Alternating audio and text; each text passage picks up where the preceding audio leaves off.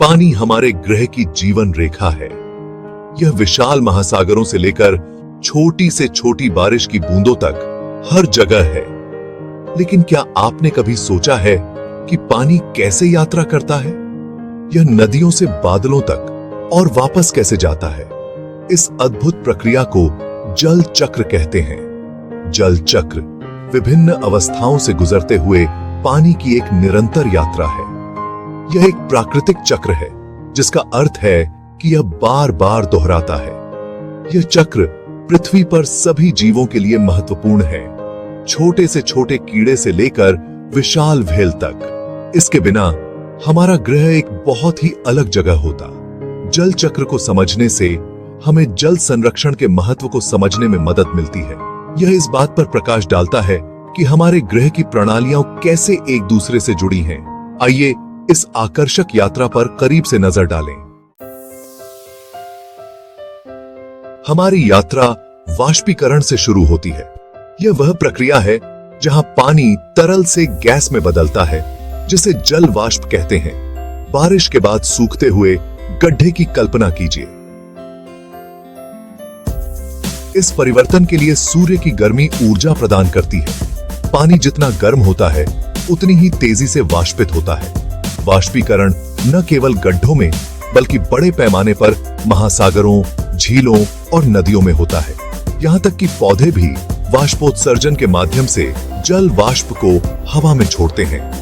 यह प्रक्रिया पौधों द्वारा पानी छोड़ने जैसी है। यह सारा जल वाष्प एक अदृश्य धुंध की तरह वायुमंडल में ऊपर उठता है। यह पानी की अविश्वसनीय यात्रा का पहला चरण है।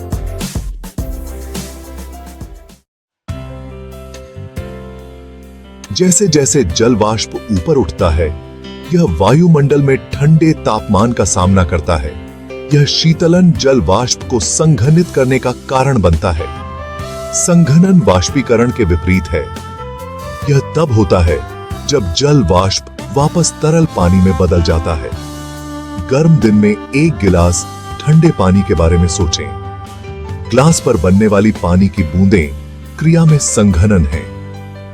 वायुमंडल में पानी की ये छोटी छोटी बूंदें धूल के कणों के चारों ओर इकट्ठा हो जाती हैं, जिससे बादल बनते हैं। बादल आकाश में तैरते हुए विशाल जलाशयों की तरह हैं। वे दुनिया भर में हवाओं द्वारा उड़ाए गए विशाल दूरी की यात्रा कर सकते हैं। जैसे जैसे अधिक से अधिक जल वाष्प संघनित होता है, बादल भारी होते जाते हैं। भाग 4, वापस धरती पर। वर्षा की वापसी। जब बादल संतृप्त हो जाते हैं और अधिक पानी नहीं रोक पाते हैं, तो वर्षा होती है। यह पानी वायुमंडल से पृथ्वी पर वापस गिर रहा है। तापमान के आधार पर वर्षा कई रूप लेती है। बारिश इसका सबसे आम रूप है। हम सभी ने अपनी त्वचा पर बारिश की बूंदों की ताजा भावना का अनुभव किया है। ठंडे तापमान में पानी बर्फ, ओले या नींद के रूप में गिरता है। वर्षा पृथ्वी पर जीवन के लिए आवश्यक है। यह नदियों, झीलों और भूजल को फिर से भर देता है, जिससे पौधों और जानवरों को जीवित रहने के लिए आवश्यक पानी मिलता है। भाग 5, पानी की महत्वपूर्ण भूमिका। पृथ्वी पर जीवन को बनाए रखना। जल चक्र एक सतत लूप है, जिसमें पानी लगातार पृथ्वी की सतह और वायुमंडल के बीच घूमता रहता है। यह चक्र पृथ्वी पर सभी जीवों के लिए आवश्यक है। पौधे प्रकाश संश्लेषण के लिए पानी पर निर्भर करते हैं। भोजन बनाने की प्रक्रिया। जानवरों को पीने के लिए पानी की आवश्यकता होती है और कई पानी के वातावरण में रहते हैं। यहां तक कि हम मनुष्य भी लगभग 60% पानी से बने हैं। जल चक्र हमारे मौसम के पैटर्न को भी प्रभावित करता है, जिससे हल्की बारिश से लेकर शक्तिशाली तूफान तक सब कुछ बनता है।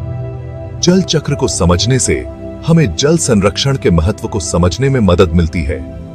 पानी का बुद्धिमानी से उपयोग करके हम यह सुनिश्चित करने में मदद कर सकते हैं कि यह कीमती संसाधन आने वाली पीढ़ियों के लिए, सभी जीवित चीजों के लिए उपलब्ध रहे।